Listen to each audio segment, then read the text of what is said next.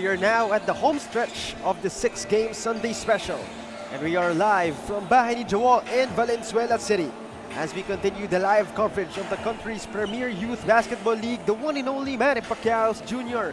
MPBL. For our games today, first set of 3, it was between Palawan and Mindoro. Second set now, Mandaluyong and Bulacan going at it, this time 16 under division on your way.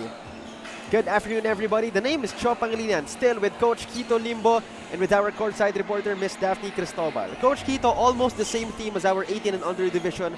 One team still trying to find their rhythm. Samantalang yung kabila naman at the top of the standings. Yes, what a treat we had in our first game, and let's see if Mandaluyong can win against this undefeated Bulacan JT Taipan. And speaking of Mandaluyong, first let's talk about their previous game where they lost to Quezon City. Yes, for Mandaluyong Junior Microsmith, they lost again against Quezon City 78-60, rather 60-78. They shot 42% in the field and committed 25 turnovers and let QC converted 23 fast break points. And their main guy last game was Julian Villano, wherein he made 25 points, 3 rebounds, 2 assists, and 1 steal. And for the side of JT Bulacan Taipan naman, again, you said they're undefeated. They won against the Antipolo JY Titans. Yes, for Bulacan JT Taipans, the winning streak continues for them as they won over Antipolo JY Titans 96-67.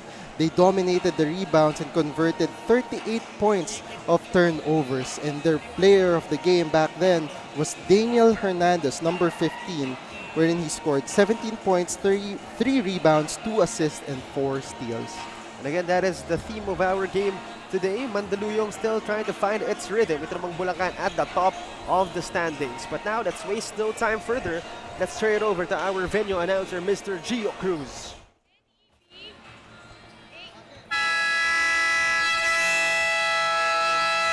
Good afternoon, ladies and gentlemen. Welcome at Bahay Jawo here in Valenzuela City for the continuation of Manny Pacquiao's Jr. MPBL Season 2, ang Liga ng Bawat Batang Pilipino. We are live on the official FB page and YouTube channel of the Junior MPBL. It's the 16 under division. Mandaluyong Junior Microsmith versus JT Bulacan Taipan. And now let's meet the starters, beginning with Mandaluyong Junior Microsmith. Starting guard number 1, Adrian Saria. Other guard number 10, Julian Villano. At forward, number 28, Dane Miagar. Other forward, number 4, Elijah Ibanez. And at center, number 0, Sky Curva. Head coach of Mandaluyong Junior Microsmith, 16 under, Mark Herrera. Assisted by Yong Katikisa. Team owners, Joseph Chua and Mark Herrera. And now let's meet the starters from JT Bulacan Taipan. Starting guard number 15, Daniel Hernandez. 2 guard number 11, Louis Dangan. At forward number 26, John Lord Cruz. Under forward number 7, Rain De La Cruz. And man in the middle, number 27, Josh Liban. Head coach for JT Bulacan Taipan, 16 under, Rizalde Aureliosa. His assistants, Ryan Barzaga, Jason Sinenyosa. Team manager, Charles Kimpo, and team owner, Joben Tom. Our Dorite Bola ng Pinoy team starters. For Bulacan, we have Hernandez, Danganan, Cruz, De La Cruz, and Liban. For Mandaluyong, we have Seria, Villano, Miagar, Ibanez, and Curva. Once again in our 16 and under division. And first and foremost, shout out to team owners of Mandaluyong, Coach Mark Herrera and Mr. Joseph Chua, as well as to team owner and team manager of Bulacan, Honorable Joe Bentay and Charles Kimpo. And a quick recap again, just like what Coach Quito said in our pregame, Mandaluyong losing to Quezon City. An 18-point loss to namang Bulacan. Still undefeated, dominating their opponents, the Antipolo JY Titans. in their last outing. Meanwhile, itong si Julian Villano not wasting any time. Just 16 seconds gone by in our first quarter. And the bucket for Mandaluyong. Oh, what a pound-for-pound play here para dito kay Villano. And that was a good start para dito sa Mandaluyong. Made that 3-0. And again, Coach Quito, knowing Mandaluyong, dalawang tao lang naman yung kinakatakutan dyan when it comes to the Mandaluyong Junior Microsmith 16 and under. It's either itong si Julian Villano or itong si Seria. Yes, and not only that, no, si John Lord Cruz is also this they're one of their main guys. And according to Charles Kimpo, he's the type of player na hindi nila napansin na magiging dominate dito sa tournament. Ito si John Lord Cruz. Yes, that is on the side of Bulacan. So definitely, it's gonna be interesting to see. Meanwhile, Seria scoring on the side of Mandaluyong. And that's what Mandaluyong is known for the 16 and under, yung fast break opportunities ng Mandaluyong. Yeah, they're known for their guard play talaga. Very guard-oriented itong 16 and under na Mandaluyong. 100%. And unfortunately, they had a slow start during their last game against Quezon City. 22-9 in the first quarter. And from that point on, hindi sila nakabawi. And again, that's, I believe, because yung offense very concentrated on the guards. Yes. Specifically on Villano and Seria. So, medyo, may targets on their back na. Yes. Yung dalawang yun. Kumbaga na-scouted na. Exactly. And again, you've made it a point in our previous game then that, having a lot of options, a lot of threats on the floor is very essential. Yes, I agree on that. And it's a key factor here for Mandaluyong kung sino ba yung tutulong para dito sa dalawang star players ng Mandaluyong. Yeah, I mean, we're not saying na everyone should score, pero probably maybe 3 to 4 guys should be able to contribute para kahit papano, the defense will be confused kung sino ba yung babantayan. 100%. And that play a while ago, that was a good pass by Liban and a good conversion para dito kay De La Cruz. So far, it's a back and forth game. 9-7, 2-point lead for Bulacan as we saw Seria turn the ball over. And that game for Mandaluyong, si Kenji Moral ng Quezon City really step up that game. I mean, Kenji Moral, the MVP of the 1600 division last season, and now is second year playing in the 1600 division. So it goes to show talaga na meron talaga rin siyang experience si Kenji Moral. In that game, he made 26 points, 71 in the field with 10 rebounds. I mean, it's rare to call someone a veteran at just 16 years old. Yes, 100%. Meanwhile, though, Villano attacks the lane. Not that time, says John Lord Cruz. And that was a good attack here para dito kay number 10, Villano. But Bulacan was able to make a stop there. Meanwhile, mid-range jumper. That won't fall. And here goes Bulacan. They send it inside, intercepted. Villano brings it down for Mandaluyong. They're down by 2. Julian Villano attacks the lane, scores for Mandaluyong.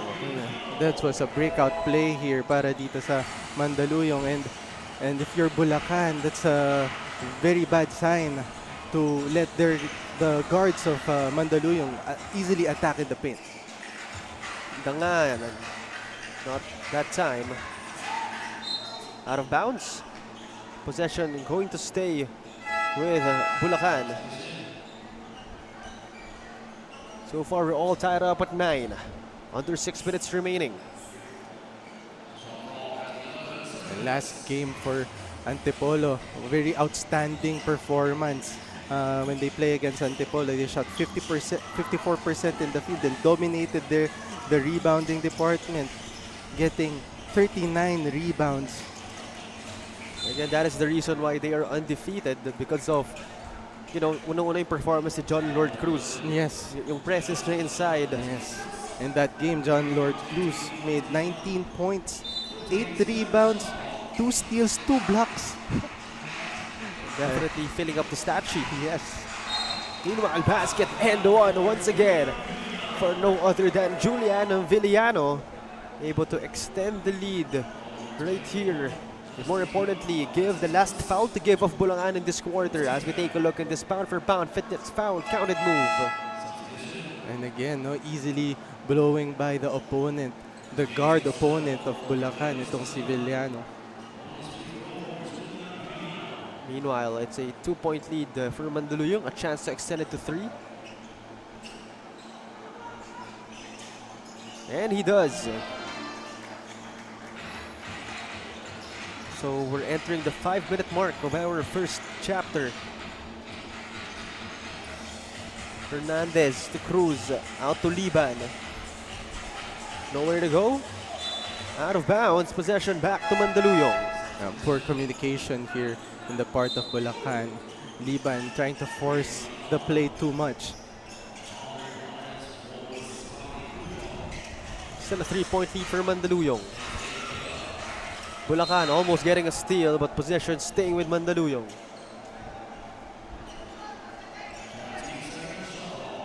Adrian Seria at the sideline inbound, trying to find his teammates. Villano trying to get free. Finds Ibanez. Almost losing it, out of bounds. Still with Mandaluyong. And you can see the defense of Bulacan really stepping up in this first quarter. And let's see how Mandaluyong responds to this press. Villano able to receive it. 8 seconds violation called. Oh, what a defensive presence na binibigay nitong Bulacan Taipan. Mahaba rin kasi sila, Cho. Not only that, they're very good in responding as well. Yes, yes. Quick reaction, so to speak. Yes, indeed. So you combine that with, sabi mo nga, yung mahaba sila. Yeah. Oo. Very difficult to really get by. Meanwhile, Umali has it. Good passing. Back to Umali. No good. Able to get it is Mandaluyong, but they get it back. Umali.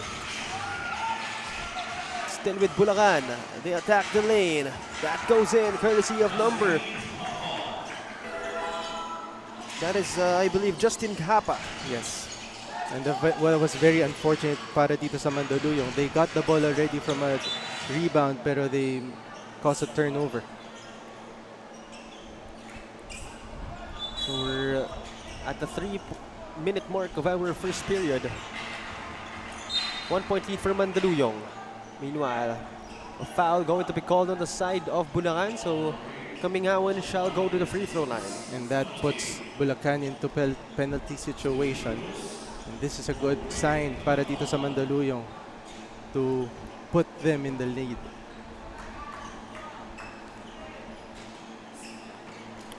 So far, still no fouls for Mandaluyong as you see Coach Mark Herrera.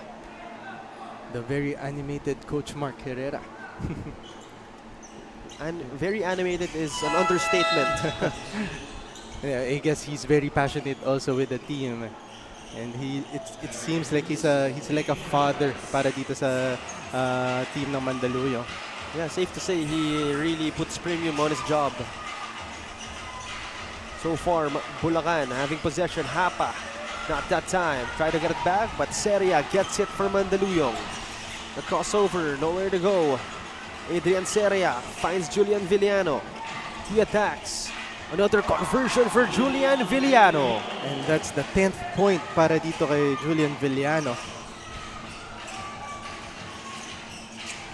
Meanwhile, Bulacan, they're down by 4.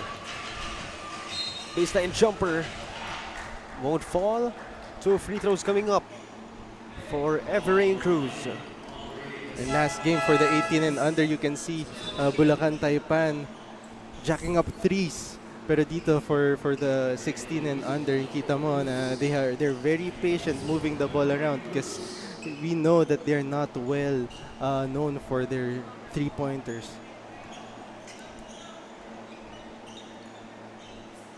15-11, 4-point lead for Mandaluyong as we're nearing the last 2 minutes of our first period.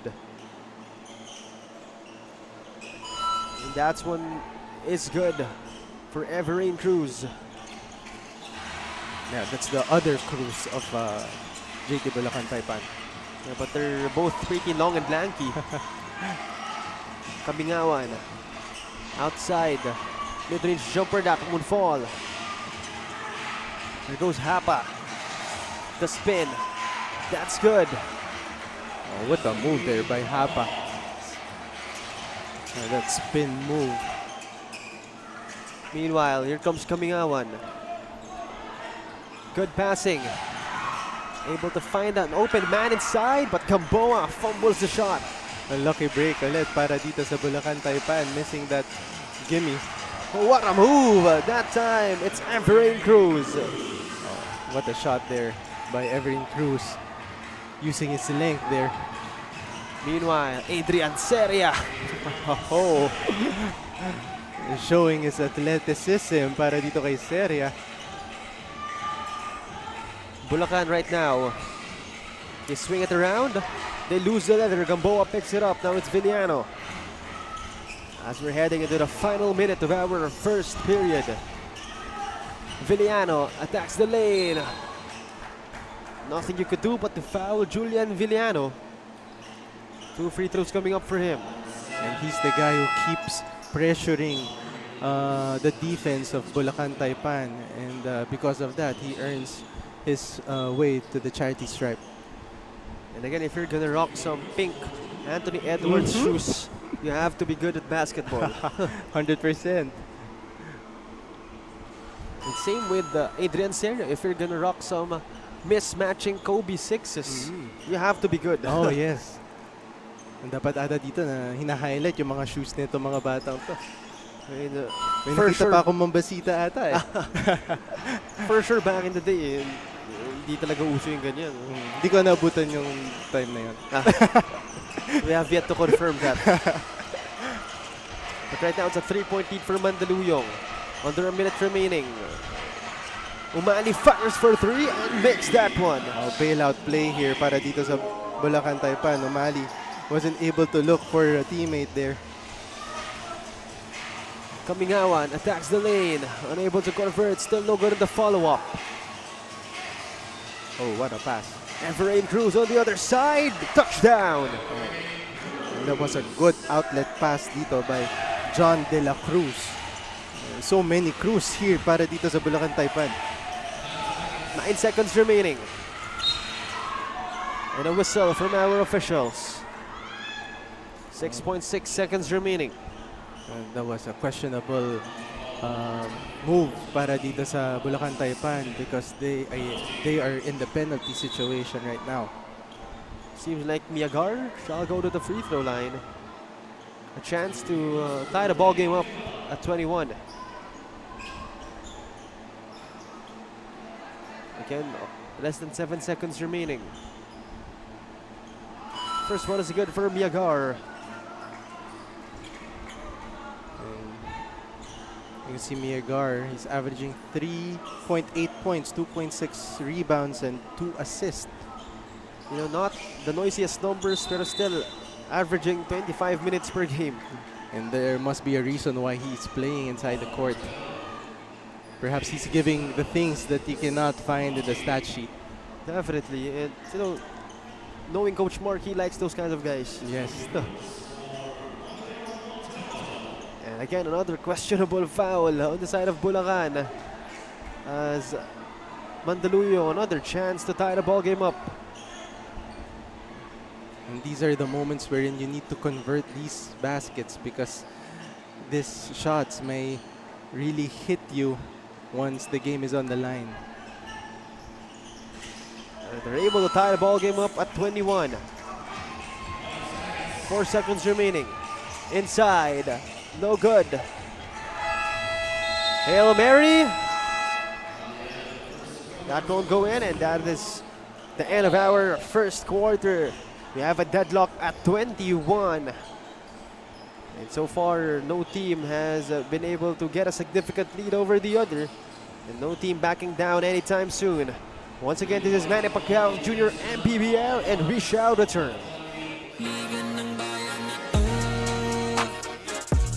Mga kabataan na sugod Junior MPBL para sa'yo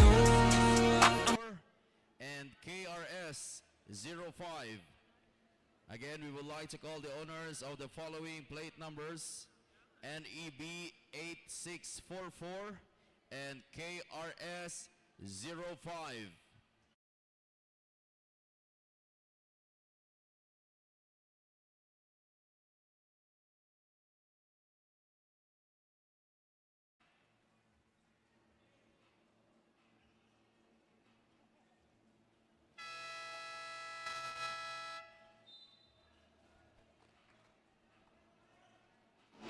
Starting with authority and finishing toughly, yan ang magiging mantra ng Mandaluyong Junior Microsmith. Well, when I spoke to Coach Mark Herrera earlier, sabi niya nga sa akin, he was just on the sidelines for the 18 under. So we were talking about yung breaks of the game, controlling yung emotions both for the coaches and the players para makuha nga ang panalo to. This is gonna be a challenge for them going up against a team with an undefeated record. Kaya nga sabi niya nga sa akin, just the fighting spirit, kapag magiging present ka, makukuha din nila ang panalo to. That's all for now. Back to you guys. Thank you very much, Daphne, for that report. And again, knowing Coach Mark, he likes to play small ball. So definitely, you know, puso talagang pangahawakan yan because definitely your lineup's gonna lack some height. Yes, I agree, and I also agree on what Coach Mark said a while ago that it's a test of character para dito sa team na to, not only for the players but to the coaches also, as they need to be poised really down the stretch if they want to win this game, especially against an undefeated team. Definitely gonna be a challenge. Meanwhile, what a move! Adrian Seria! It must be the shoes, Cho.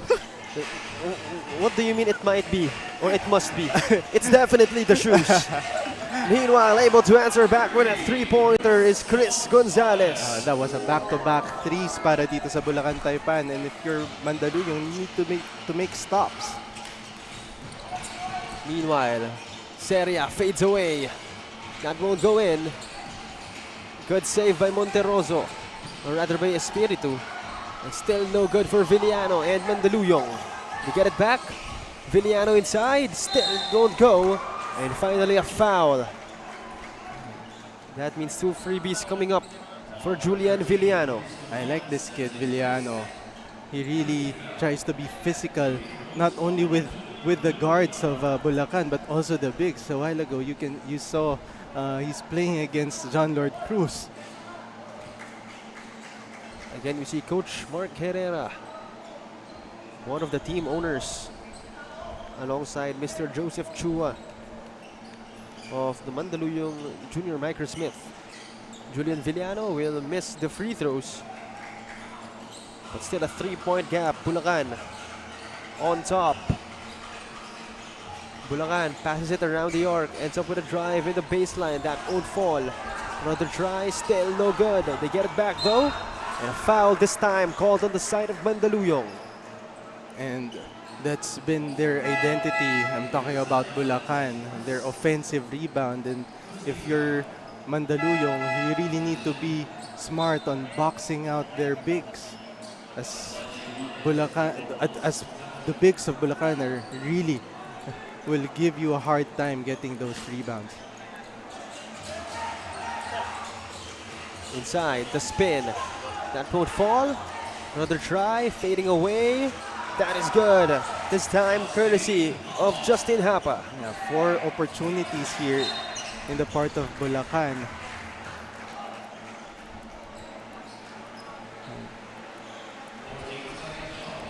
Five-point lead for Bulacan. As we hear the rain pouring in Valenzuela City. 3 minutes gone by, roughly 3 minutes gone by in our second period. It has been a slower than usual game. Both teams committing some fouls, having some opportunities to shoot from the free throw line. And interesting facts here, the leading scorers of Bulacan Taipan is not really scoring in this first half. However, Bulacan Taipan already has 18 points off the bench. Talk about the contribution of the second unit.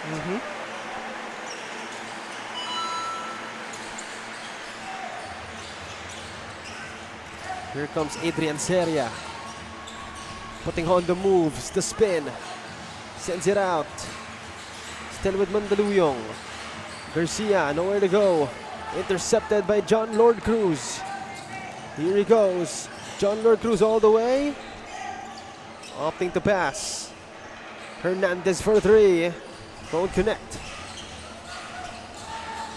Mandaluyong brings it down. Coast to coast. Ibanez. Oh, what a move from Ibanez. What a spin cycle move here by Ibanez. Using his footwork this time. 4-point lead for Bulacan. No good from Everrain Cruz. And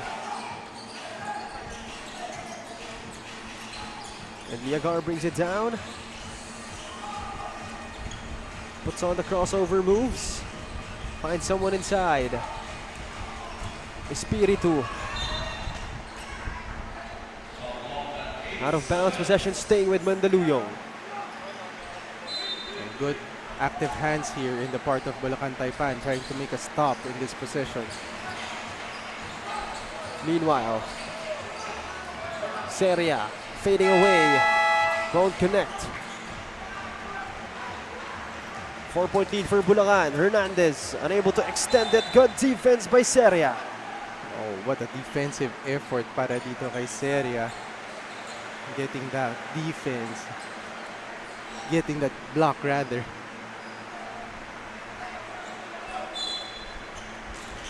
Four-point lead still for Bulacan. Cruz attacks the lane. There's a dribbling violation called on Everrain Cruz.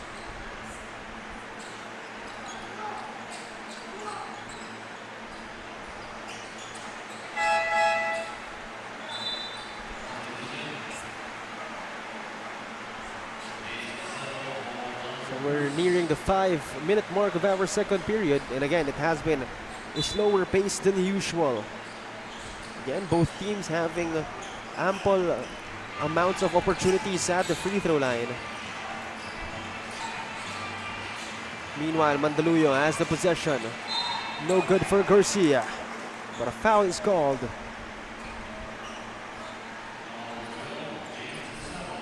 It was supposed to be a good stop para dito sa Bulacan, but unfortunately, Rosero got a hand there and Garcia has an opportunity to shoot 2 free throws. First one is good, as we see Coach Yong Katikista, of course, of the Mandaluyong Junior Microsmith, also played for the Ama University Kings under Coach Mark Herrera as well.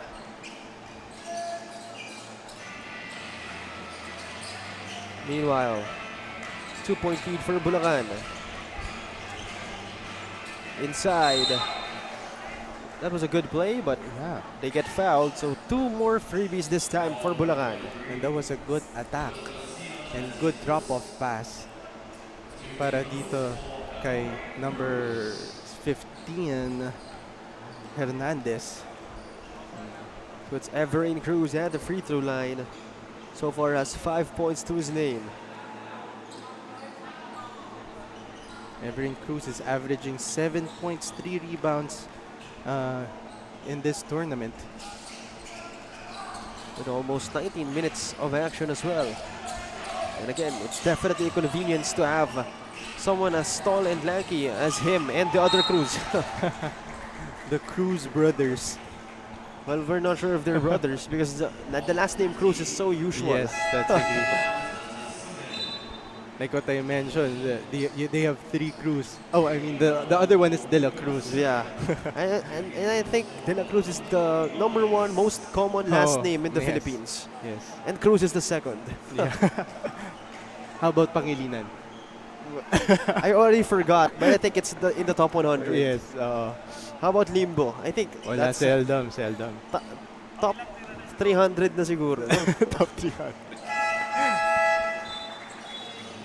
But right now, let's turn it over to Miss Daphne Cristobal for a report. dati kung babalikan, sa bukid lang nakakapaglaro ng basketball itong si Daniel Hernandez. Sa tulong ng tatay niya, gumagawa sila ng ring sa puno ng mangga. Pero ngayon, higit sa regalo kung maihahalin tulad ang oportunidad makapaglaro sa malalaking liga gaya na lang ng Junior MPBL. As he chases his dreams, he will never get tired of looking back from where he started because it goes to show that dreams will remain dreams if you don't make it happen. Cho and Coach Quito. Thank you very Wow. much, Daphne, for that report. And indeed, wow indeed. That's grabe, you know, the fact na nakakalaro lang siya sa bukid now in a legit basketball court, in a legit competitive league. Yes. What a journey para dito kay Daniel Hernandez. And very inspiring to see those types of stories here in Junior MPBL. You know, that's the effect of the Junior MPBL. Yes. Ang dami natutulungan. Yes. You know, may mga ganyan. Marami pang ganyang stories for sure. And for sure, marami rin tayong maririnig in the future. Yes, and that's why we are really thankful for Senator Manny Pacquiao for making this league possible for these types of players who really aspires to become a basketball player. Yeah, and one more thing, you know, the upcoming D-League, Junior MPBL 21 and under. So that'll definitely give more opportunities. And for sure, more inspiring stories like those. Yes.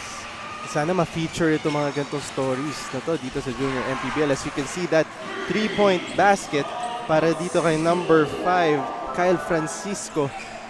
Timely shot there by Kyle Francisco. Timely indeed, as he's able to give a 4-point lead to Bulacan. But quick to answer back is Monterroso. Monterroso using his size there.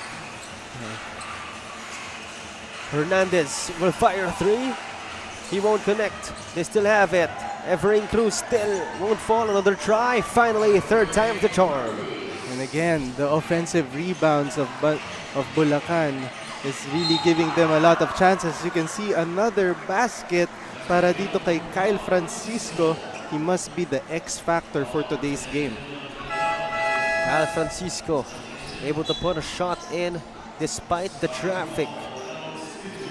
So far has only 3 points to his name. Actually, 5 already after that one. As it's a pound-for-pound fitness foul counted move. Quality minutes para sa binibigay nitong ni Kyle Francisco. He's averaging 4.9 points, 1 rebound and 1 assist. And now has a chance to make at least 6 points in his stats. You know, Coach, yun yung mga difference maker talaga, you know. For him, he averages 11 minutes. Very small minutes compared to the other players. Pero scoring, you know, almost 5 points in those limited time. Difference maker talaga yung mga ganun. Yes. It's a big help para dito sa Bulacan Taipan. Meanwhile, we see Lucero scoring for Bulacan Taipan. And the Nature Spring timeout called right here. It's 41-33 as we take another look. Good footwork and good patience showcased that time coming from Lucero. Once again, we shall take a short break.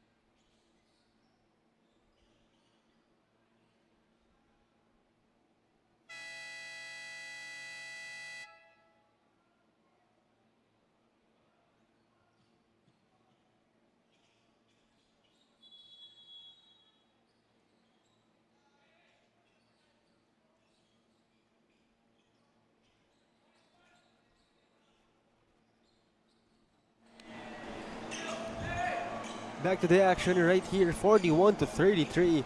An 8-point lead by the JT Bulacan Taipan after that bucket coming from Lucero. Under 2 minutes remaining in our first half. And that's a quick whistle of the timeout that was brought to you by Nature Spring, the #1 bottled water in the Philippines.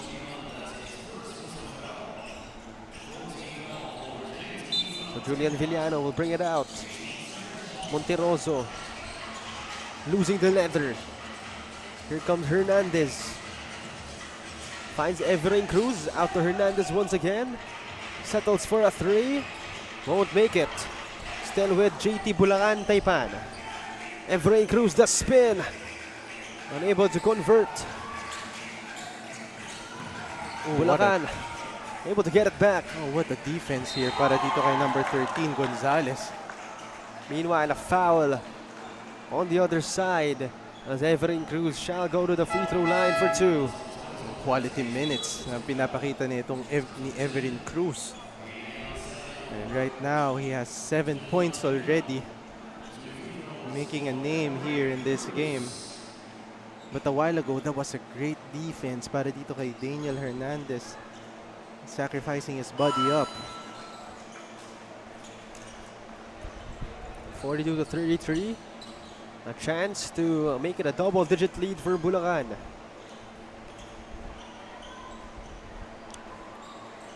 And he does. Officially a 10-point lead for the JT Bulacan Taipan as there's only a minute remaining in the second period. You can see Bulacan is slowly chipping away in this game. Meanwhile, good passing. Ends up with a mid-range jumper, but that is off the mark. Another whistle as possession going to the side of Bulacan. Or rather, not a possession, but a pair of free throws due to the penalty. And this is a good opportunity for Bulacan to add more points in this in their lead. And Lucero in the charity stripe. Oh, I think it's first debut in this tournament. Dihon James Lucero. However, first freebie is no good for Lucero.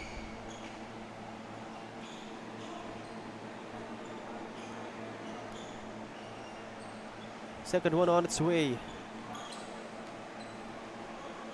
Again, they're handling a 10-point lead. That is no good.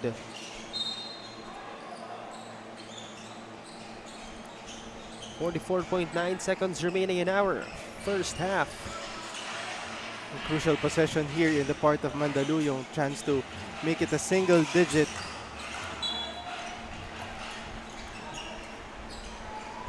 So far, Adrian Seria roughly quiet in the second period.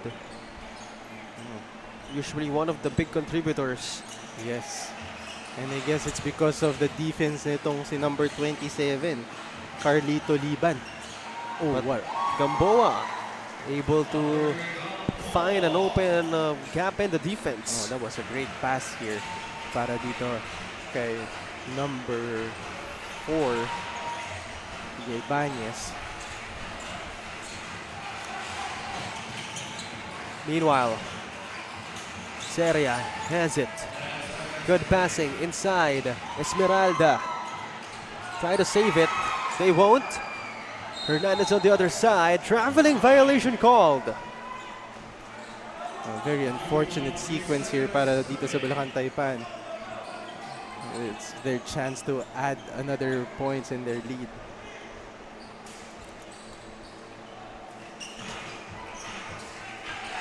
Able to get a steal, but they're unable to put a shot up. As that'll be the end of our first half. It's 43 to 35. It's an 8-point lead.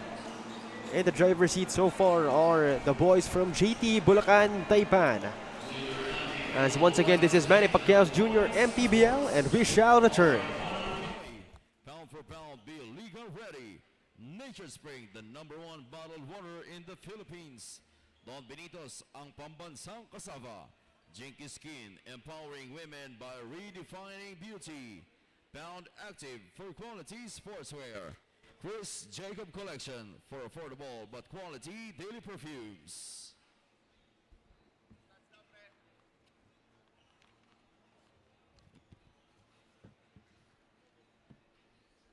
We would like to thank Honorable Congressman Eric Martinez, Dr.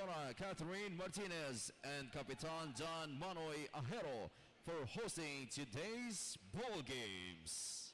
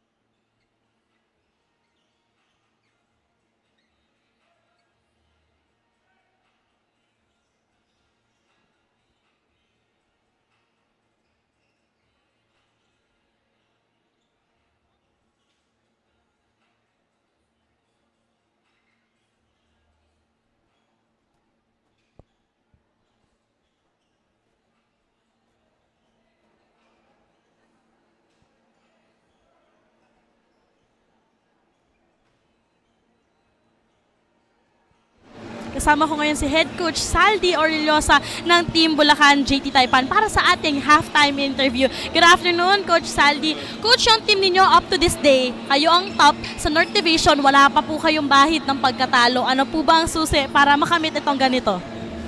Yung susi lang naman doon, naglalaro lang ng masaya yung mga bata at saka yung support din ng school talaga. Tsaka na JT Bulacan. Coach Saldi, na-mention mo may sumusuporta sa inyo. Ito na po yung chance nyo para batiin po sila. Binabati ko unang-una yung school namin, Sanctuary of St. Maria Teresa School, si Boss Joe Bentay, si Boss Charles, si Boss Marvin, at saka yung staff lahat, binabati ko. At saka asawa ko nga pala, nasa bahay na yan. Thank you so much, Coach, and good luck po sa team ninyo. Okay, thank you. Huwag kayong aalis dahil magbabalik pa ang Manny Pacquiao's Junior MPBL.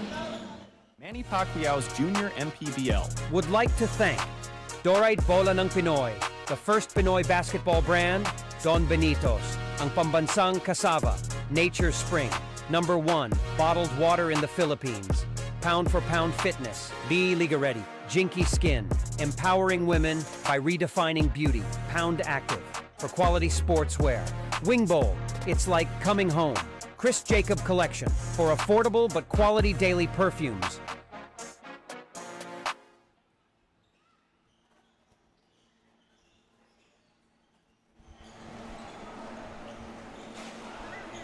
Back to the action right here.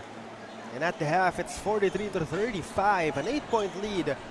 The Bulacan JT Taipan in the driver's seat of this battle. And so far, still no clear-cut winner. Still a very close game relatively. But still, you know, if you're Mandaluyong, we'll have to find a solution to the big guys of the undefeated team Bulacan. Yes, 100%. You can see it's a neck-to-neck battle in terms of the field goal percentage. As you can see, the leading scorers for both teams, Bulacan Taipan, it's Everin Cruz with 9 points, Francisco 8 points, and Hernandez 7 points. For Mandaluyong, it's Villano 13 points, Seria with only 6 points, and Ibanez with 5. And so far, again, Bulacan leaning to the production of Everin Cruz, John Lord Cruz, and the other big guys. Ito namang Mandaluyong leaning to the production of their guards, specifically Yes. Julian Villano and Adrian Seria. Seria, yes, but has Seria. been fairly quiet in that second quarter, hoping for a more productive game for him. And this is an interesting quarter para dito sa Mandaluyong because Bulacan Taipan is usually ito yung favorite quarter nila tong third quarter kasi normally dito sila talaga nagkakaroon ng runs. Definitely, you know what they say, it's the third quarter where the magic happens. So far, shout out first to team owners of Mandaluyong, Coach Mark Herrera and Mr. Joseph Chua, as well as the team owner of Bulacan, Honorable Joe Bintay, and Bulacan team manager Charles Kimpo, as well as to our sponsors, Dorite Bola ng Pinoy, Pound for Pound, Be Liga Ready, Nature Spring, the #1 bottled water in the Philippines, Don Benitos, ang pambansang kasava, Jinky Skin, empowering women by redefining beauty, Pound Active for quality sportswear, Chris Jacob Collection for affordable but quality daily perfumes, and Wing Bowl. It's like coming home. Saktong-sakto, Wing Bowl. Ang sarap na merienda for this afternoon. Of course, let's not forget to give a shout out to Congressman Eric Martinez, to Dr. Catherine Martinez as well, for letting us or lending us this venue, the Bahay ni Jawo in Valenzuela City. Right now, possession seems to be given to the side of Bulacan as we start our third period. Here we go. We pass it around the arc. Again, they're up by 8. And they are an undefeated team once again, 7-0. Meanwhile, Seria brings it down after a miss from Bulacan.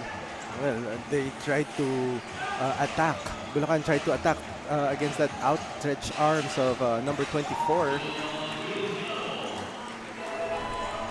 Villano not yet done on doing the dirty deeds.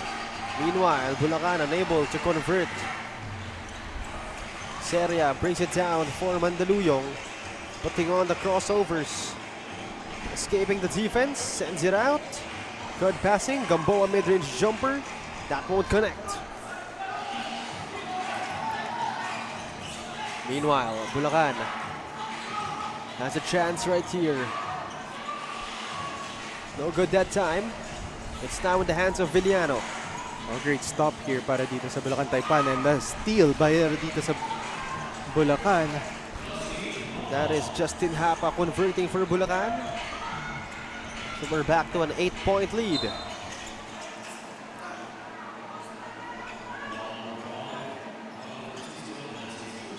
So far, Mandaluyong really struggling to find other guys outside of Julian Villano to convert. And that's because of the defense na pinapakita na dito ng Bulacan Taipan, forcing Mandaluyong to play one-on-one. Seria attacks the lane. Basket and one for Adrian Seria. And finally, good time for Seria to show up in this game. Pound for pound fitness foul counted move. Definitely looking to bounce back after that fairly quiet second period. And again, it must be, and it's definitely the shoes. Yes. And Seria is averaging 20 points, 4 rebounds, and 2 assists. So again, the Adrian Seria we all know is far from quiet. But as of right now, not the best game for him.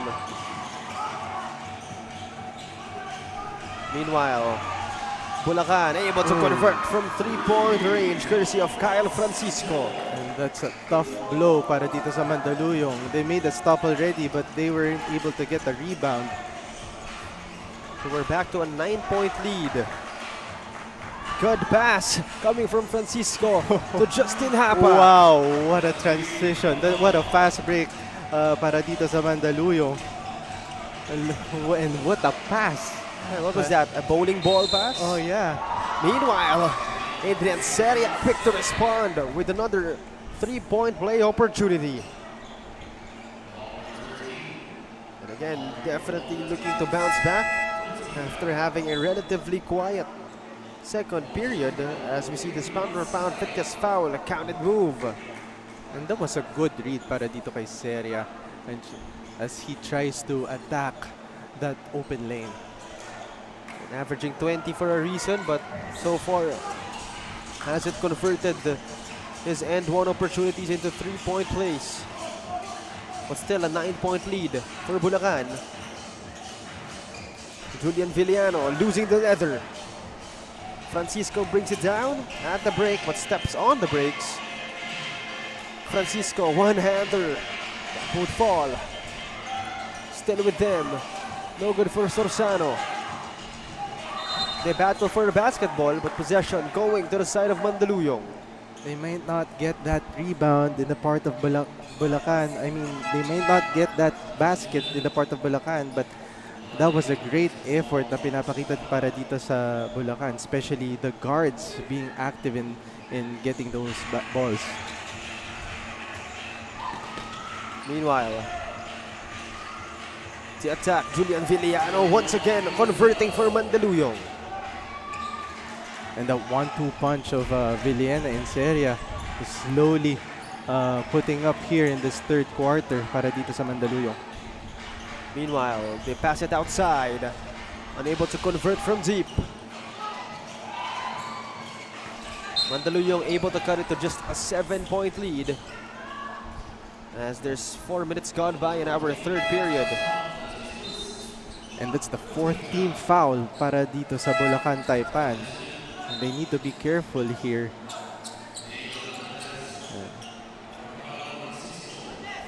Under 6 minutes remaining. Yes, and it's too early for them to be in the penalty situation.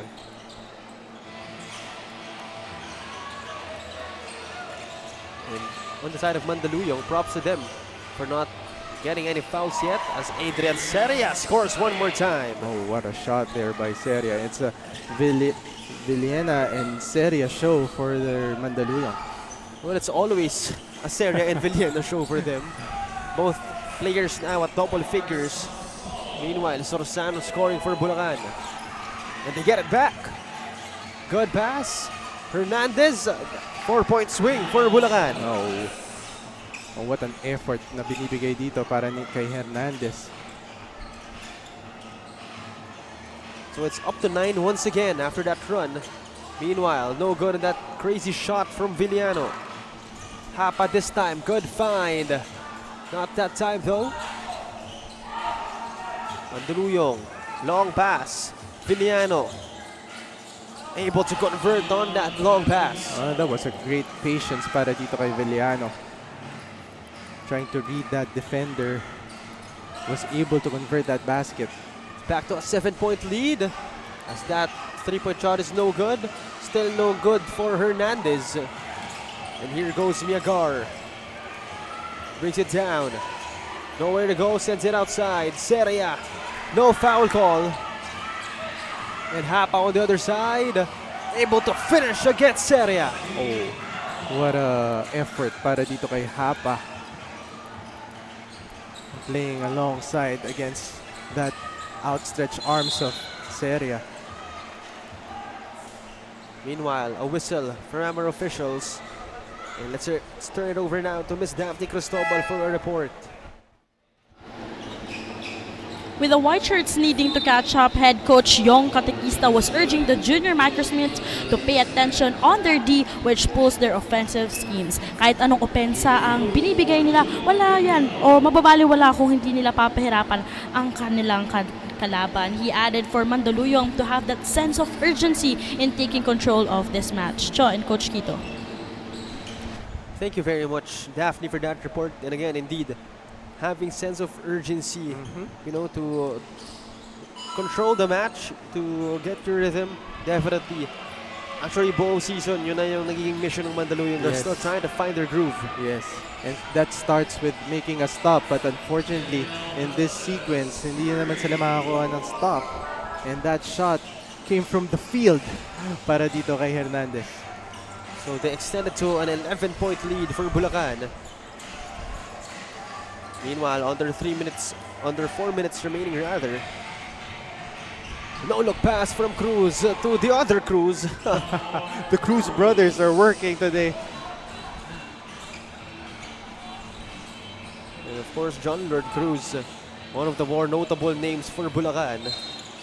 Actually, fairly quiet pa nga itong si John Lord Cruz. Yes. But still, Bulacan with a huge lead. Oh, yes, wala pa siya na-score dito sa game na to. John Lord Cruz. He's averaging almost 18 points. Pero wala pa siyang nasa-score ngayon. I find that hard to believe. Yeah, but I guess he's playing as a decoy here para dito sa Bulacan Taipan, and it causes a lot of good open looks for the other players. Yes, and that is indeed the reason why 3 of the players of Bulacan now in double figures. Ito naman si Everin Cruz at 9 points din. Yes, and not only that, their bench points right now is 45 points compared to 8 points ng Mandaluyong. And that says a lot. Imagine, their score is 61 right now. 45 of those coming from the bench. Talk about, again, the contributions of your second unit. Ano kayang sekreto ni Charles Kimpo dito sa pagbuo ng team na to? Well, you know, I'm so curious. I have to compute how much is 45, or rather, how I can't put it into words. But still, 45 out of 61. Oh, yes, yes. So meaning, you know, It's more than half, yeah, actually, Cho. more than half. Then less than 20 points yung na-score ng starters mo. And that's goes to show how deep this bench is para dito sa Bulacan Taipan. And one more thing, you know, the pressure is taken off of your starters. Correct. They're playing as if they're not undefeated, no? In this game. As if they have nothing to lose. Oh, yes. Correct. And that's what you like to see. Meanwhile, Mandaluyong. So far, Villena and Adrian Seria show. But this time, looks like 2 free throws coming up for Elijah Ibanez as we're nearing the 2-minute mark of our third period. At the line, Elijah Ibanez, he's averaging 4 points, 7.5 rebounds, and 2 assists as he makes that first basket.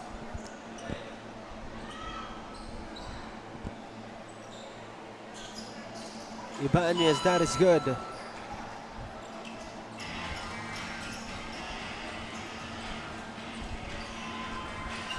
Meanwhile, it's a 9-point lead for Bulacan. And here comes Elijah Ibanez. Attacks the lane, off the glass, that is good. Oh, what a move there para dito kay Ibanez. And they will need more of those if they want Mandaluyong to get back into it. Meanwhile, a 3-point attempt won't fall. Miagar has it. Sends it outside. Kamingawan attacks the lane. Another send out. They have nowhere to go. It's Kamingawan once again. Good defense on the side of Bulacan. Shot clock down to 8. They lose the leather. Oh, Over a minute remaining. Out of bounds. Possession back to Mandaluyong. John Lord has been struggling in this game. Wala pa siya nakuha puntos para dito kay John Lord Cruz. So 1 minute remaining in the third. 7-point lead for Bulacan. Miagar up top. Now Villano for 3. Unable to connect. On the other side, John Lord Cruz. And he was waiting for the ball instead of running. And that was a poor communication in the part of Bulacan. Yes, unfortunately, John Lord Cruz wasting that one more chance. Ay, nag-hits ko yun. Halatang Filipino Halatang film fan. nanonood ka. Meanwhile, Hernandez getting fouled. So good thing for Mandaluyong. Again, they're down, but they're able to cut it to 7. Hopefully, you know, that will remain for the start of the fourth quarter. But right now, Hernandez at the free throw line. And Daniel Hernandez averaging 17 points, 1 rebounds, and 3.3 assists. And really a diamond in the rough para dito sa Bulacan Taipan, itong si Daniel Hernandez. Hernandez able to extend it to 9. And yun yung sinasabi natin, you know, good It's good if they're able to cut the lead. Hopefully they can with this possession. Julian Villano getting fouled. So that'll mean penalty freebies for Villano. Finally a chance for them to cut the lead. Hopefully just a 7-point lead before we end our third period.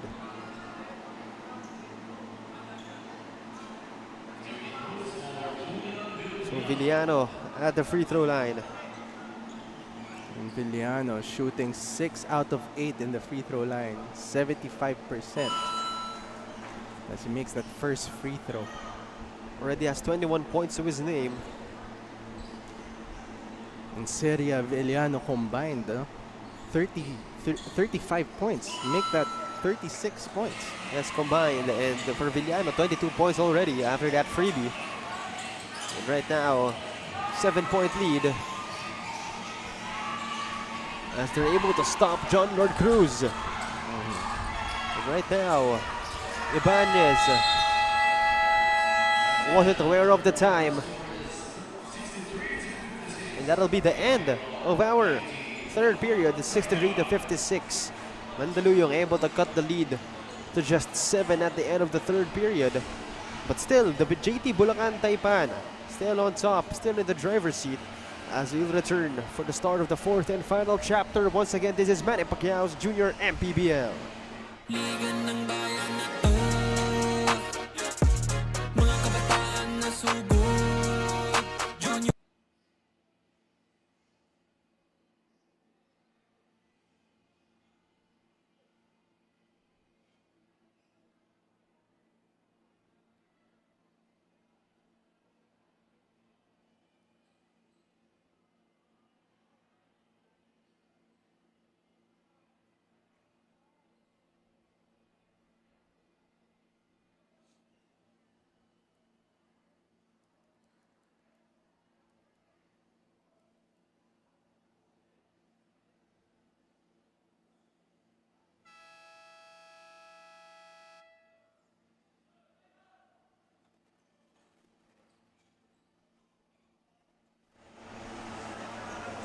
Back to the action right here as we're currently seeing our Dorite Bola ng Pinoy, the official ball of our Junior MPBL.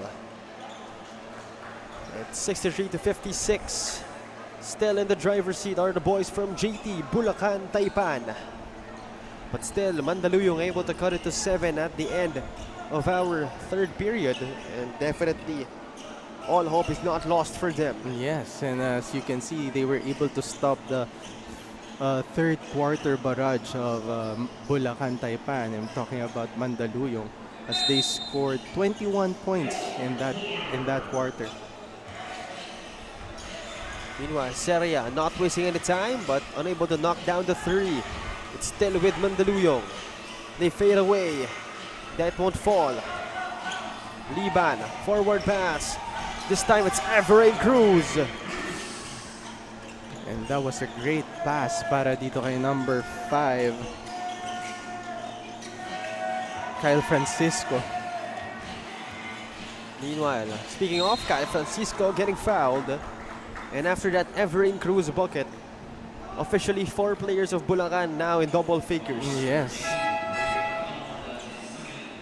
And again, you've made it a point a while ago, Coach Quito, na yung bench production ng Bulacan is the X factor and the reason why they're leading by a bunch. And there goes to show then the coach of Bulacan Taipan really knows their players. As you can see, the coaching staff of JT Bulacan Taipan. Mukhang kilala niya talaga yung bawat players and yung roles na ginagampanan ng bawat players. It's back to a double-digit 10-point lead for Bulacan. Mandaluyong really struggling to get a bucket outside Villano and Seria. And that is no good from Villano. Meanwhile, here comes Bulacan. Hapa for 3. That will connect. Oh, that was so wide open para dito kay Hapa.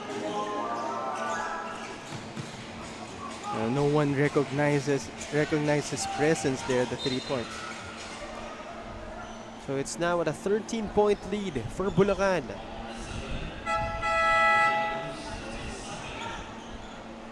And so far, over a minute gone by in our fourth period, and Bulacan able to give themselves a double-digit lead already. So far, 51 bench points for Bulacan. And most of that points came from Hapa, who made that three-pointer, scoring 15 points in 15 minutes. You're talking about quality minutes, Joe. Quality minutes indeed. Again, we've talked about these types of guys. They average 10 minutes, 11 minutes per game, pero yung production nila is unmatched. Oh, and another one, and this time courtesy of number 24, it's the same guy, Justin Hapa. Justin Hapa. Back-to-back threes para dito kay Justin Hapa. Okay, quality minutes indeed. Ano kayang story din ito? Gusto ko rin malaman kung anong background story niya.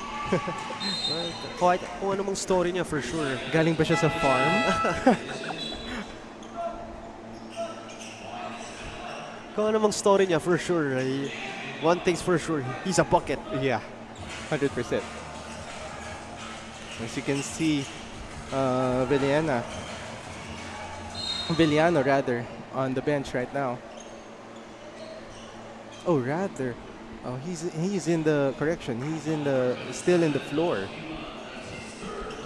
Yeah, if you see the guy in pink, Anthony Edwards, that's Julian Villano. And actually, there was before this day, Julian Villano had the same haircut as Adrian Seria, and also, wore the same sports tights as Adrian Seria. So halos magkamukha talaga sila. Tapos sila pa parehas yung main gunners. So gonna be very identical yun. Mahirapan talaga yung kalaban nila. Pero right now, walang accessories itong si Julian. And is sporting a different haircut. So kahit pa paano, hindi na tayo nahihirapan na differentiate silang dalawa. That's correct. And as you can see, Villano again at the charity stripes.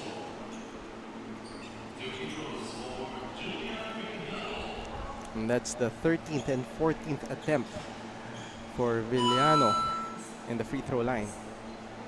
As we're seeing Coach Yong Katekista leading his boys, also coached the 18 and under division a while ago. So that's out of bounds. Possession now with Bulacan. And so far, Villano, 24 points to his name. They fire for three. That won't connect. So far, it's a 12-point lead. But they're able to cut it to just 10. Oh, that was a great fast break opportunity para dito kay Villano. So this far from over. Mandaluyong still has ample amount of time to mount a comeback. They just need to get strings of defensive stops and grabbing those rebounds. Yun din talaga yung nakakasakit para dito sa Mandaluyong. Hindi sila nakakuha ng offensive rebounds. But definitely easier said than done. As you can see the adjustment here. Hapa is now guarding Seria. Meanwhile, Villano losing the leather. Here they go. Steps on the brakes is Gonzalez. Hands it off to Liban. Shot clock at 14. They fire for three. That won't go in. Esmeralda brings it down, also rocking some Kobe sixes. Will lose the leather. Liban. Now it's Cruz. Tough shot. Won't go for Everett Cruz. Sometimes kung maganda yung shoes mo, nakaka-pressure maglaro eh. So kailangan nga talaga magaling ka. Oo. Pag maganda yung shoes mo. Katulad ni Seria. This guy, no question, he is good. Again, rocking those mismatching Kobe sixes. One in green and one in light red. Yes. The reverse Grinch, if I'm not mistaken.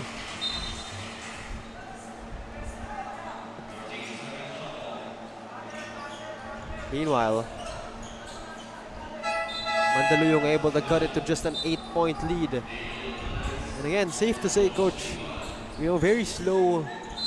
I mean, that first quarter was very fast. Pero Yes. after nun, medyo nag-tip na yung tempo ng game. Yes, I agree. And you can see rin talaga the defense are really stepping up on both teams. As you can see that 3-point shot from the field para dito kay number 15, Daniel Hernandez. Already has 19 points to his name. Correction, 17 points to his name after that 3-pointer. With 6 points and 2 assists. Really quality minutes na binibigay ni Daniel Hernandez. Under 6 minutes remaining in the fourth. Hernandez was able to extend the lead of Bulacan to 11. So far, Mandaluyong can't catch a break. Hernandez sends it to the corner. It's Gonzalez back to Hernandez. That won't go. Rather, that was Hapa who took the shot. But still an 11-point lead for Bulacan. And they retain possession. And that's another offensive rebound para dito sa Bulacan Taipan. And this is very crucial para dito sa Mandaluyong as Villano is on the bench right now. Monteroso. The bump. The attack. Unable to convert. They try to save it, but possession going to stay with Mandaluyong. And I like the coaching display na pinapakita nitong Bulacan, the head coach of Bulacan Taipan. As you can see, these players really sticking to the plan.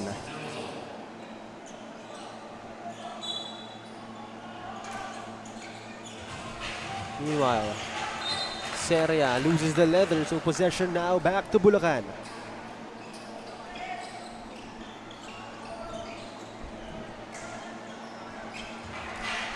Five minutes, 6 seconds remaining.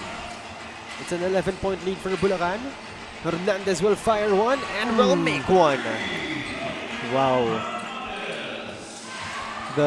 His story is very remarkable, no? Very inspiring, pero napakaganda na pinapakitang performance nito ni Daniel Hernandez. To make that 20 points already for Daniel Hernandez. And he's the top scorer for this team. Definitely making life difficult for Mandaluyong. Meanwhile, they send it out. Gonzalez unable to join the smash party, but foul committed by Bulacan, so Mandaluyong will have possession. And Bulacan right now is in a penalty situation. And Mandaluyong really needs to convert these free throws as they've been struggling shooting in the charity stripes, shooting 46%. So far, it's a 12-point lead for Bulacan. Mandaluyong a chance to cut it to 10 rather. And at the line, you see Victor Noel Garcia. Right now, he has 2 points and 1 rebound as he misses his first free throw. And again, that has been a department where Mandaluyong has been lacking, the bench scoring. Yes. Other guys will have to step up. Speaking of stepping up, mukhang si Villano had a breather already. And it looks like this is the last push para dito sa Mandaluyong. And I think they really don't have much of a choice. He's the only really the only guy who has been making wonders for Mandaluyong. Another second chance points here para dito sa Bulacan. And this time coming from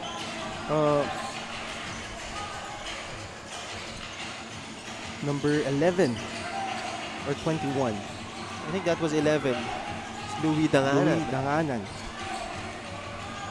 So with that basket, he makes it a 13-point lead. Another pair of freebies going for Julian Villano.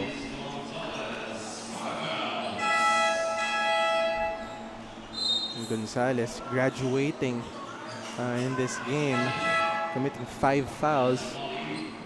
And that puts Villano again in the charity stripes.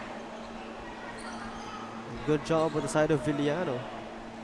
able to recognize the penalty situation of this Bulacan squad, but he missed the first free throw. And right now they are 7 out of 17 in the free throw. And it goes 0 out of 2.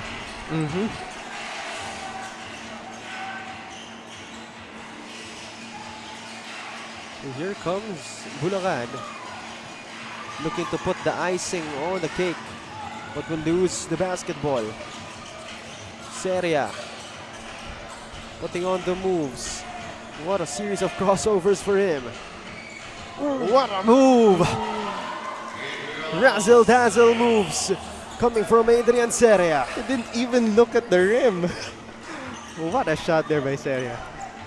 And again, if it's not Julian Villano, it's definitely Adrian Seria. But those are tough shots para dito sa Mandaluyong. And if you're Bulacan Taipan, you're gonna get those types of shots. Parang gugustuhin mo na yung shots na yun kaysa sa mga open looks. But still, you know,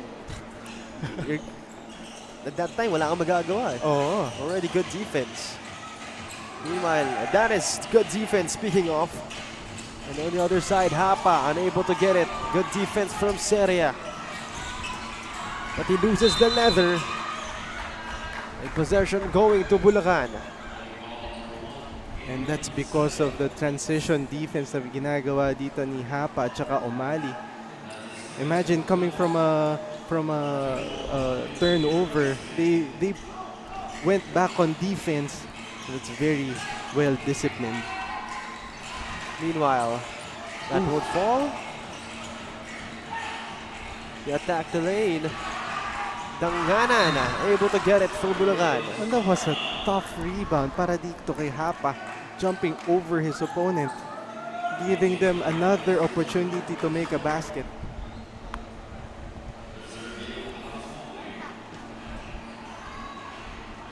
Meanwhile, we're not exactly sure what happened right there. Seemed like a foul was called by our officials. It looks like they will look into seeing a review. Again, we're not entirely sure. All we know is that it happened inside the paint.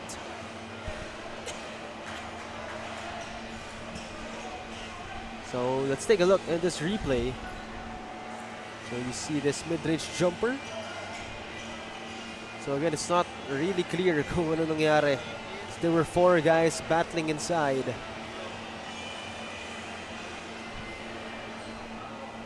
It looks like our officials will give the basketball and the possession to Mandaluyong.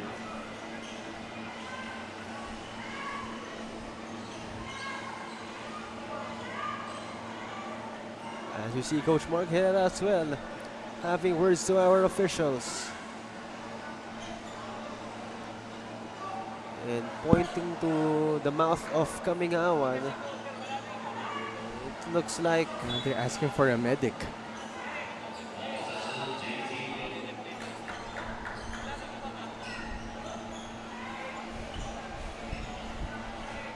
Coach Mark Herrera again having some words to our officials. I don't think he's asking for a medic. I think he's asking for a call. Ah, okay. I see. He's asking for, I don't know, perhaps an unsportsmanlike foul because you know his player's mouth is already wounded. Yes. But still, you know, if you know really the rules of basketball, hindi porket na wounded ng isang player, it's an automatic foul or even an unsportsmanlike foul. That's correct. Depende pa rin talaga sa kung anong nangyari. But on those angles, medyo mahirap talaga tignan. And perhaps it might be an accident in the part of Mandaluyong. Unfortunate incident, rather. Meanwhile, let's take another look. Perhaps in this angle, we can see. So all we saw is merong contact underneath the paint. Pero medyo unclear pa rin talaga. But still, nonetheless, yun pa rin yung decision ng ating officials. Mandaluyong will get possession.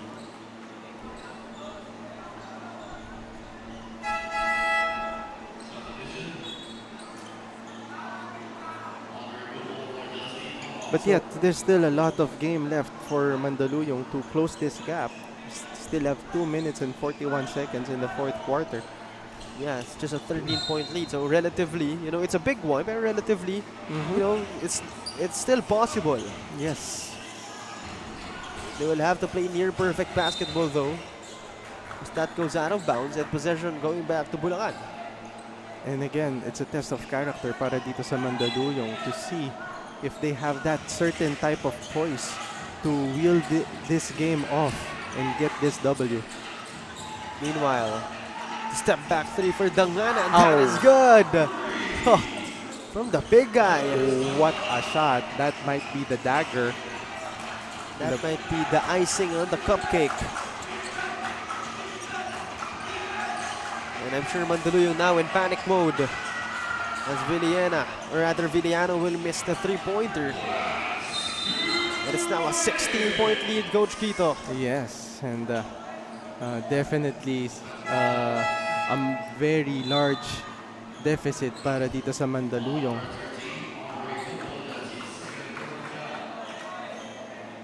And we enter our last 2 minutes. So time is definitely not the friend of this Mandaluyong squad.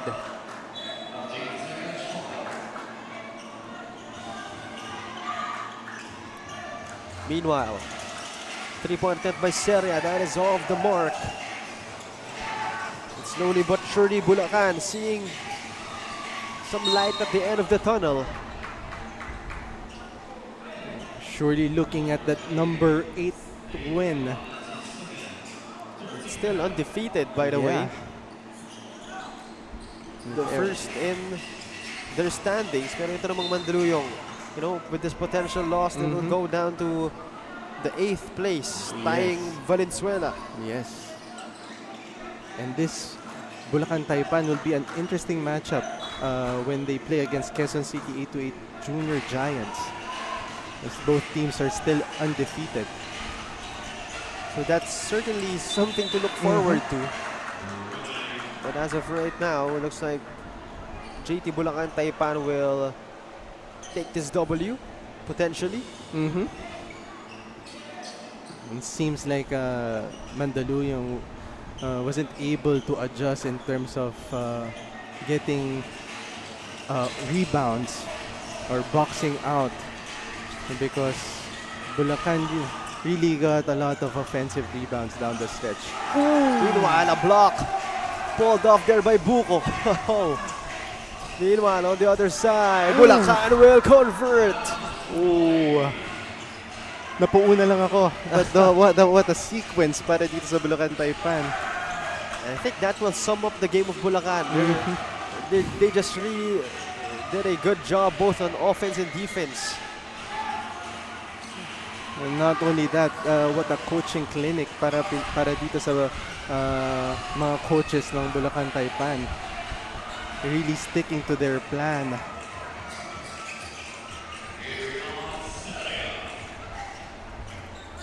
And that goes to shows then the maturity of these 16-year-old players, understanding their roles, and you can see these players really bonding well. And that's what you like to see.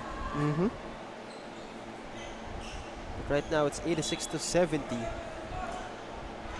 So it's a 16-point lead still for Bulacan. And again, I think it's safe to say Bulacan will escape this one. Will escape with a W. And imagine John Lord Cruz didn't even make a basket in this game. So again, you've mentioned that a while ago, but right now it's really hard to believe. Oh, he just made 2 points. Oh, just made 2. But still, it's still hard to believe. Yes. So I don't know if that's on purpose. I don't know if, that's just, by circumstance. Pero again, you've made it a point yung bench points. So definitely that'll take off the pressure from the guys of Bulacan, from the main guys of Bulacan. Yes, 100%. And as you can see, on the bench, you have Francisco got 12. Cruz, the other Cruz, made 11. Hapa got 17. 17 points, 9 rebounds, and no turnovers para dito kay Hapa. So 4 of them are in double figures and 7 of them scored more than 5 points. Yes. So talk about the contribution. And again, even yung naka 4 points, naka 5 points, malaking factor pa rin Malaking yun. factor yun. Again, that is the reason why they have 50 plus bench points. Huh. And that'll do it. Our final score rate is 6-71. As the JT Bulacan Taipan escapes with a W. And what a game it has been. Again, at the first part of the game, it seemed like Mandaluyong was able to, marami silang chances to really get back at it. Pero in the end, Bulacan really just stepped on the gas and leveled up their gameplay. Yes, unfortunately, they were able to capitalize the errors na ginawa ng Bulacan Taipan as Bulacan Taipan committed a lot of turnovers, 23 turnovers. And let's see if the 14 and under next game can wheel their kuyas up and take the win. And hopefully that'll be indeed the case. But as of right now, we're awaiting for our best player of the game. And again, it's not 2 of the Cruzes. Definitely not John Lord Cruz, not Everin Cruz. Yes. And again, it has been a solid bench performance for the side of Bulacan. So you'll definitely be surprised kung sino. Yes. It's Clue. Galing siya sa farm. So it's definitely an unsung hero, if I may say so. Unexpected hero in our game today. Yeah, very inspiring story also. Yeah, And let's yun see yung who clue. he is. Yeah, yes. Yun na yung clue. Yun. You heard an inspiring story about him a while ago, but now let's hear it from Miss Daphne Cristobal.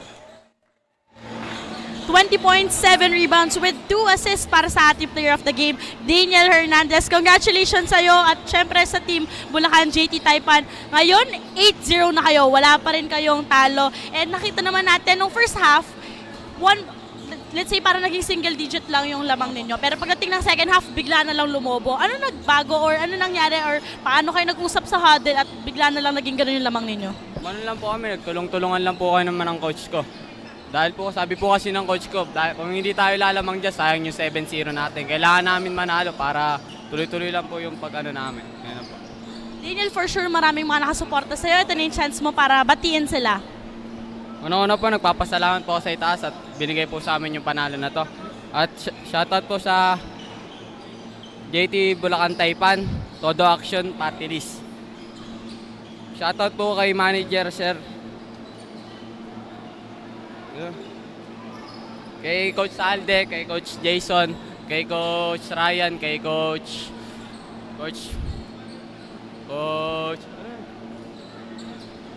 tawag ako, si Boss, ulit na. Baka may gusto ka pang bigyan ng shoutout ko yun. Medyo napagod lang at napagod daw si Daniel ngayon. Ito na yung chance mo para batiin pa sila.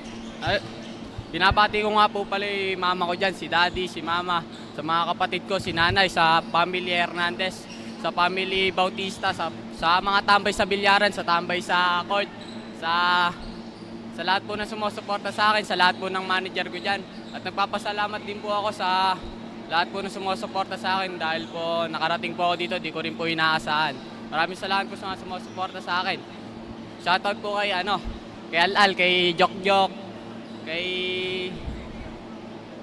kila Andre, sa lahat po ng tambay sa bilyaran, at shoutout din po kay Angelica, tas sa mama ko, sa nanay ko, tas kay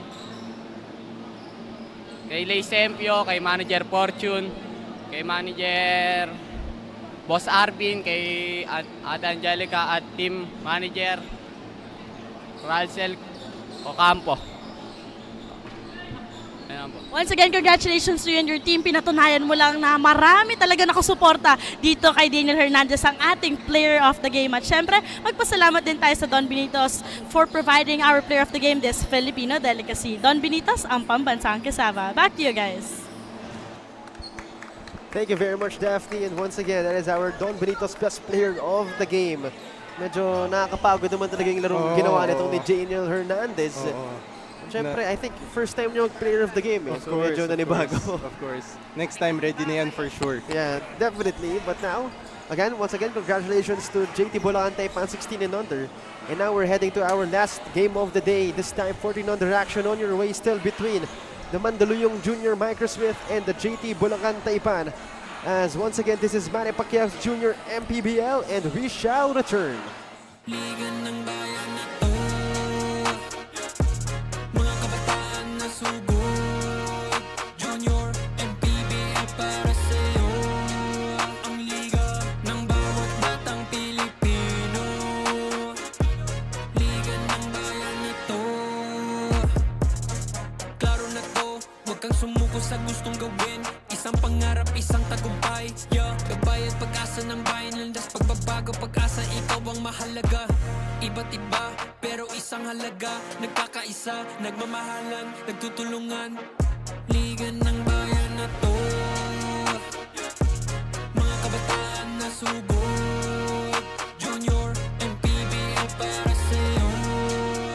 Manny Pacquiao's Junior MPBL would like to thank Dorite Bola ng Pinoy, the first Pinoy basketball brand, Don Benitos, ang pambansang cassava, Nature Spring, #1 bottled water in the Philippines, pound for pound fitness, Be Liga Ready, Jinky Skin, empowering women by redefining beauty, Pound Active, for quality sportswear, Wing Bowl, it's like coming home, Chris Jacob Collection, for affordable but quality daily perfumes.